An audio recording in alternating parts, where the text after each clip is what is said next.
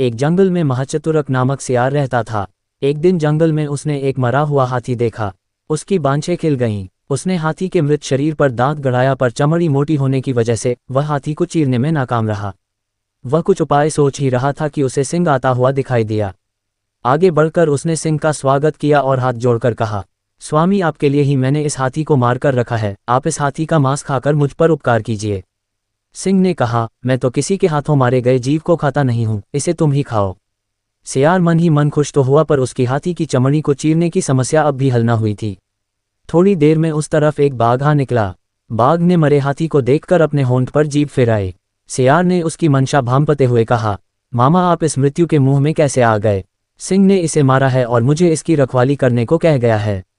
एक बार किसी बाघ ने उनके शिकार को जूठा कर दिया था, तब से आज तक वे बाघ जाति से नफरत करने लगे हैं। आज तो हाथी को खाने वाले बाघ को वह जरूर मार गिराएंगे। ये सुनते ही बाघ वहां से भाग खड़ा हुआ, पर तभी एक चीता आता हुआ दिखाई दिया। सियार ने सोचा, चीते के दांत तेज होते हैं, कुछ ऐसा करूं कि यह हाथी की चमड़ी भी फाड़ दे और मांस भी ना खाए। उसने चीते से कहा, प्रिय भांजे, इधर कैसे निकले? कुछ भूखे भी दिखाई पड़ रहे हो। सिंह ने इसकी रखवाली मुझे सौंपी है, पर तुम इसमें से कुछ मांस खा सकते हो। मैं जैसे ही सिंह को आता हुआ देखूंगा तुम्हें सूचना दे दूंगा, तुम सरपट भाग जाना। पहले तो चीते ने डर से मांस खाने से मना कर दिया, पर सियार के विश्वास दिलाने पर राजी हो गया। चीते ने पल भर में हाथी की चमड़ी फाड़ दी।